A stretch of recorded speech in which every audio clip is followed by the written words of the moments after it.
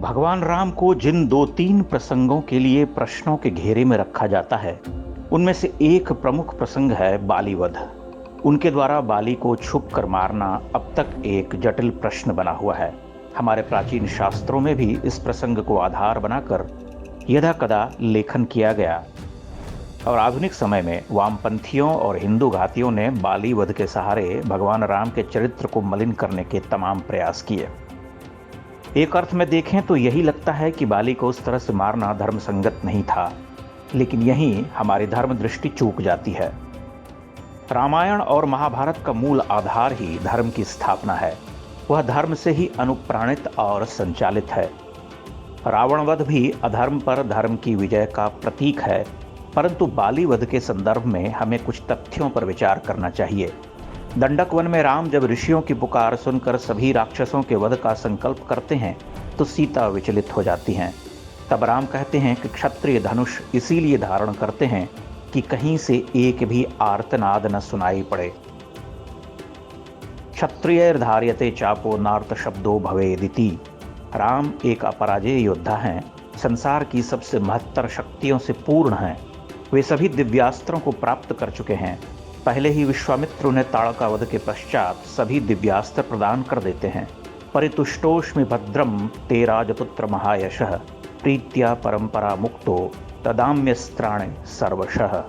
वनवास के समय पंचवटी के पास महामुनि अगस्त्य उन्हें वैष्णव धनुष प्रदान करते हैं। राम अकेले इस संसार को कई बार जीत सकते थे।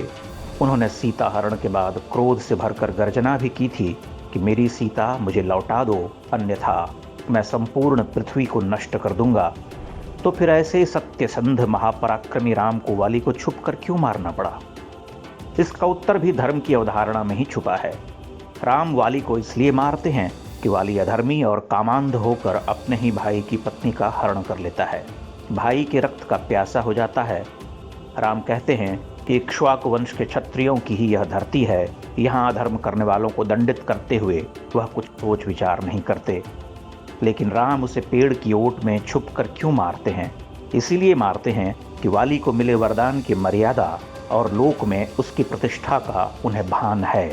वाली को अपने शत्रु की आधी शक्ति को हर लेने का वरदान मिला था, तो राम लोकाचार करते हैं, उस वरदान की प्रतिष्ठा को बनाए रखते हैं और वाली का वध कर अपने चरित्र को प्रश्नों के घेरे में ले आते हैं।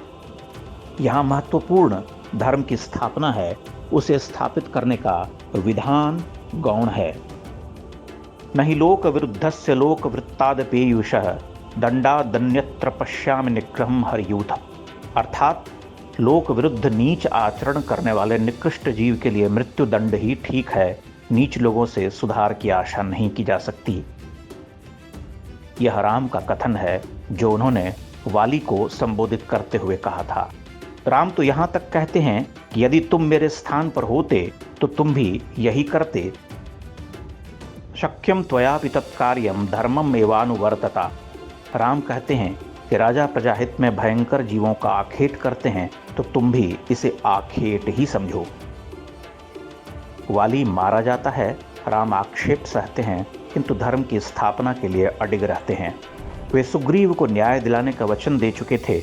उस न्याय के लिए उन्होंने वाली को मिले वरदान की रक्षा करते हुए उसे मारा। यद्यपि वह उसे द्वंद्व युद्ध में एक ही बाण से ध्वस्त कर सकते थे। हिंदू जीवन पद्धति में धर्म दृष्टि सबसे महत्वपूर्ण है। रामायण और महाभारत इसके सैकड़ों प्रमाणों से भरे पड़े हैं।